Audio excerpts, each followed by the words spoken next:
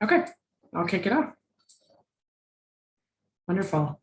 Hi, everyone. Welcome to our COLTT session on Faculty Development Program to Enhance Belonging. We're really happy to have you here today, and we realize that this is a lightning talk, so we're going to go quickly, but please do ask questions and share in the chat. We look forward to connecting with you.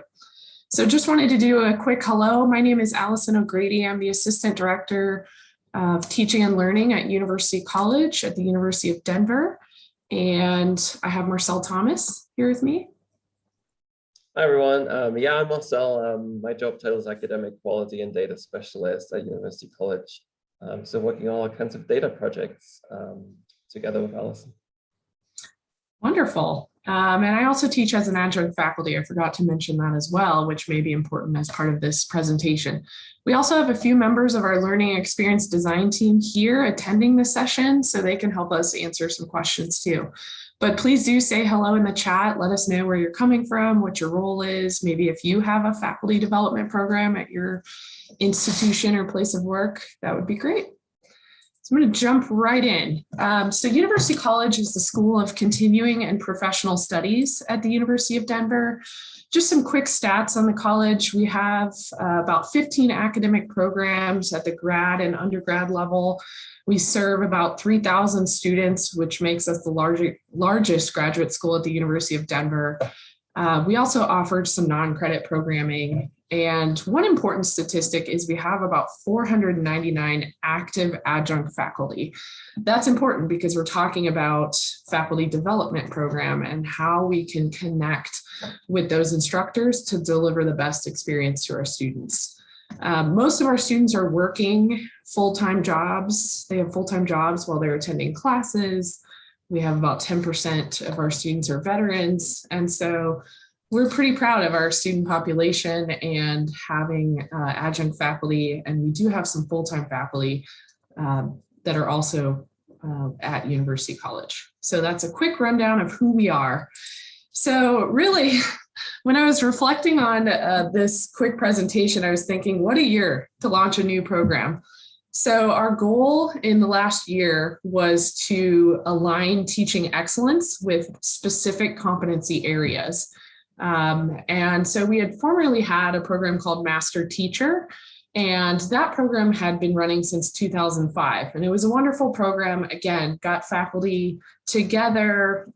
They were able to attend workshops, but we weren't able to align our workshops with specific teaching competencies. And we felt like that was important to say that you were an excellent teacher. We felt like you had to dabble in all of the different competency areas that we articulated were aligned with teaching excellence. So then the world shut down last year, and there was more of a need for connecting and belonging. So we found that faculty were very thrilled to get together and to connect with each other to talk about what's going on with the pandemic. How are we supporting students?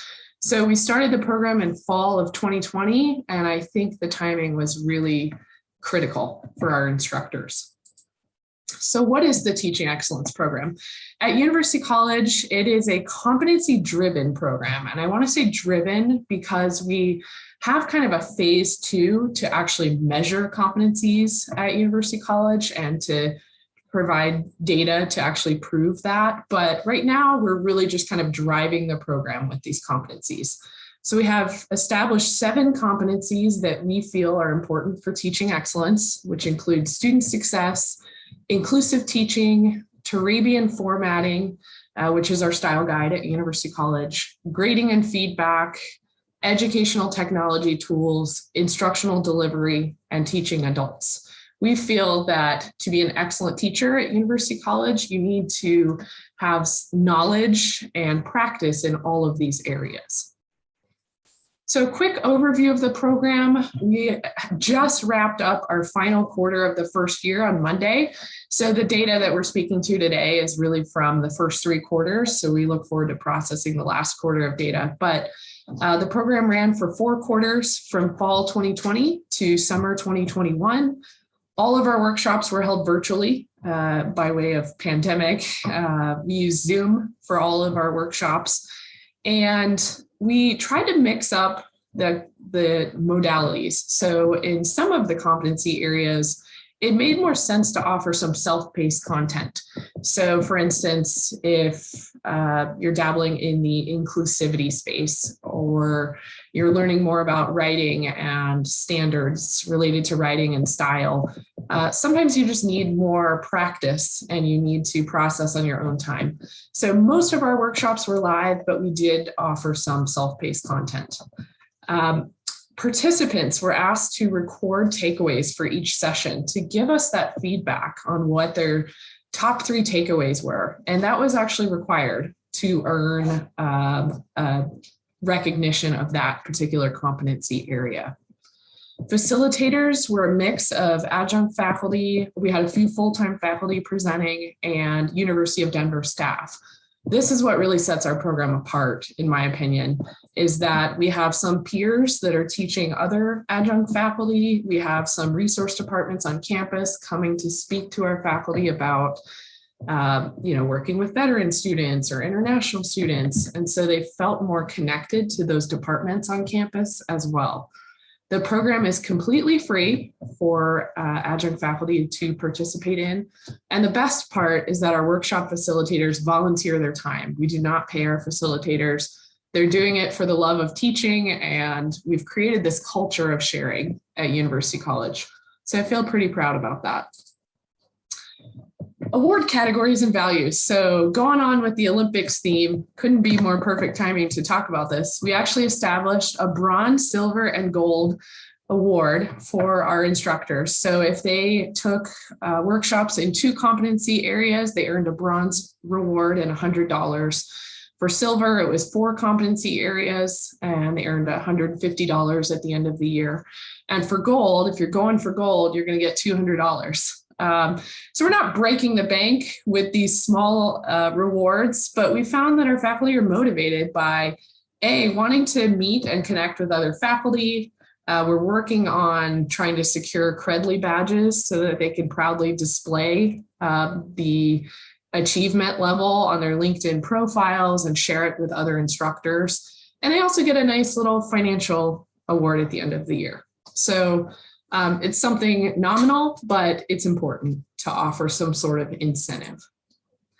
So I want to share quickly a sample of some of the workshops that we offered. So in the first 3 quarters of the program, we offered 20 unique workshops, and we tried to time them appropriately with the quarter. So we know that the first week of the quarter and the last week, probably not the best times to engage adjunct faculty as they're kicking off the quarter and they're trying to wrap up final grades. So we typically offer the workshops Monday through Thursday between weeks 2 and 8 of each quarter, and offered various times. So sometimes it was lunchtime, sometimes it was after work. And so we're still dabbling with the perfect timing of the schedule, and we're constantly getting feedback from our instructors on this.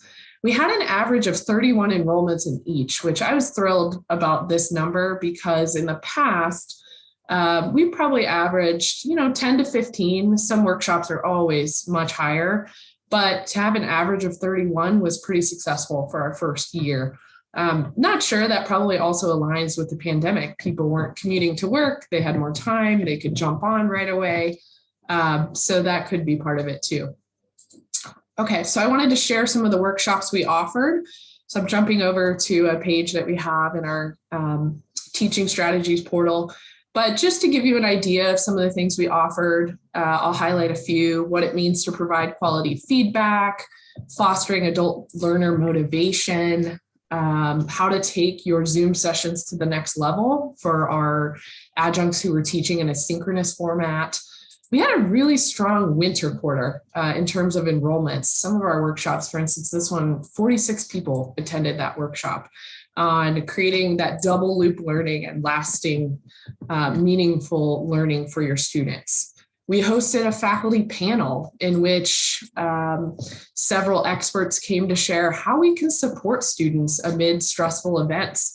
So we were in the midst of COVID, the pandemic, Black Lives Matters, people were having mental health crises. So we brought in some experts and a panel to actually talk about that, to make faculty feel less alone in working with students. We also offered specific workshops on working with veteran and active military students. So again, every quarter was a different set of offerings. And I think that made it more interesting for our faculty. And they love to come back to say, what's on the next quarter schedule? We brought in some experts to talk about matching goals with effective teaching methods. So some of these folks are published in our field and they were willing to come and share with our instructors. So it's a lot of work to curate some of these workshops, but it's definitely worth it. So we were thrilled to offer such variety throughout the year. And again, we're still processing the enrollments for the summer quarter, but we felt pretty proud that we offered an appropriate variety. So what did we get? Awards by number. So we found that in the first 3 quarters, we had 28 instructors who earned bronze awards, 34 instructors earned silver, and 29 instructors earned gold awards, for a total of 91 instructors. So we're pretty proud of that number. And I'm guessing that the gold awards are really going to go up, especially as we're watching the Olympics. Everyone's going for gold in the summer. We also found that 55 instructors took workshops but did not earn an award. And so that's something to reflect on for the next year. Some people were kind of cherry picking what they wanted to be successful in their classroom, but they didn't necessarily want to earn an award. Big successes in the program. We identified some big wins, the first of which is having Marcel and his team help us with data tracking and infrastructure. So we were able to use Freshdesk as a knowledge base to allow faculty to search for sessions that they were interested in. They could also easily check their status of how many competency areas they had earned an award in and how many they had to go. So overall, we were able to actually tie their participation in the program to evaluation performance. Marcel will talk about that in a minute, but we had never been able to do that in the past, to have some analysis on the back end. We saw an increased rate of participation. We streamlined our registration to make it uber easy for faculty to sign up. We sent them materials ahead of time. So we were trying to respond to the needs of our instructors as much as possible. I'm going to bounce it over to Marcel to talk a little bit about what the data shows. Yeah, thanks, Allison. Like you already said, my job is to support the TEP program with data, just look into the hard numbers and see what, how we can support and back up some of the anecdotal evidence of the impact of the program.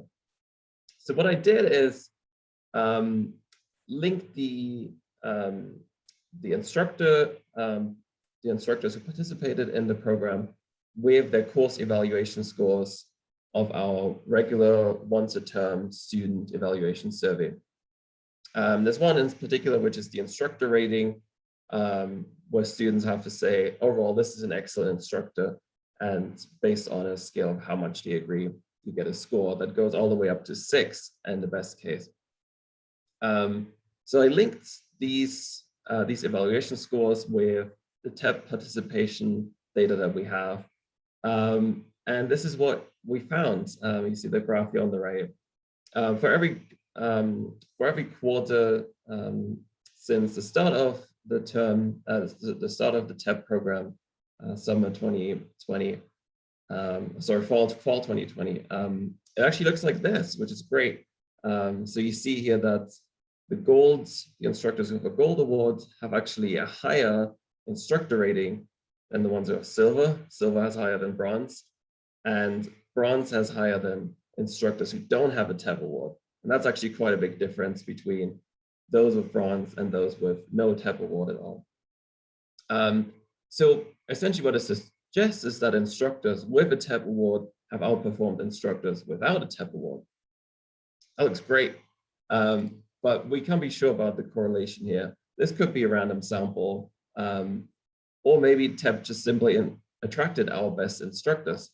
So I had to widen the focus a bit, look at the same instructor pool, but this time going back to the fall of 2018, which is where our course evaluation data starts. And And that's where we go to the next slide, Allison. Push this on. Thank you. So we carried out a so-called Kruskal-Wallis test. This is a type of t-test, basically a statistical test, which works for this pretty complicated scenario that we have on hand here. And what this test confirmed is that this correlation between the TEP awards and this higher instructor rating is actually statistically significant. So the data backs it up. And that works for whether you have a TEP award, yes or no. So any award. It works for whether you even attended any TEP workshop. It also goes by TEP credits. So the higher the credits, the higher your overall rating. It doesn't quite statistically become significant for the actual levels of gold, silver, bronze, mostly because silver and bronze has a lot of blurry boundaries. But that data shows that the correlation is proven. Of course, as you all know, causation is a very different story. For that, we had to look into individual instructor trends to see if their scores actually went up after they took the workshops. And that looks good as well. So there's a higher increase for those who took these workshops than for those who didn't. So the truth is that the causation can't be fully proven, but the data we have strongly backs up our perception that the TEP has had a strong impact on instructor performance. Great, thank you. Thank you, Marcel. Yes, this is exciting because we had never been able to track data in terms of outcomes. So I wanted to share a little bit of adjunct faculty feedback in the program. So we had gotten feedback on all of the surveys every quarter. Just wanted to share some of the comments. Some of the people said this is a fabulous program. I've learned so much. I can honestly say that DU does the best job of making adjuncts feel like a valued part of the organization. Many people we found were showing up just to connect with their peers, to say, hey, I want to jump in and see Chris and Dave at the next workshop. And it created kind of a community. So that wasn't the number one goal that we had, but it was a wonderful outcome. So yeah, some comments were saying, you can see on the screen, just we had some wonderful feedback of this is an excellent program. I always have takeaways from every single workshop. So that made us thrilled, and it kind of validated the efforts of our team to kind of move forward. And finally, I just want to say what we had learned for next year. So in the next year, we're going to work really hard in involving academic directors. So to work with them to say, here's the number of folks that you have from your programs in the Teaching Excellence program, and do you have anybody who would benefit from more coaching and support with some of these workshops? We want to do more regular reporting out to adjuncts. So letting them know where they're at, how far they have to go in the program, highlighting the program and marketing it specifically to some of the programs that have lower participation. And we're looking at mixing up modalities and scaffolding workshops. So for some folks who attended a Zoom workshop, they wanted to see an advanced Zoom workshop the next quarter. So we're going to be thinking about that next year of how we can scaffold their levels of engagement. And then finally, the big takeaway here is that adjunct connections are critical. I think the community piece was our biggest takeaway. They are very invested in the program. They love connecting with staff and other adjunct faculty at University College. So we're going to wrap it up and call it a success for the first year. And we look forward to connecting with any of you who have ideas or are doing faculty development programs at your institutions. So just wanted to say thank you. Sorry we started a minute late, but looking forward to next year. Happy to hang on for a minute and answer any questions.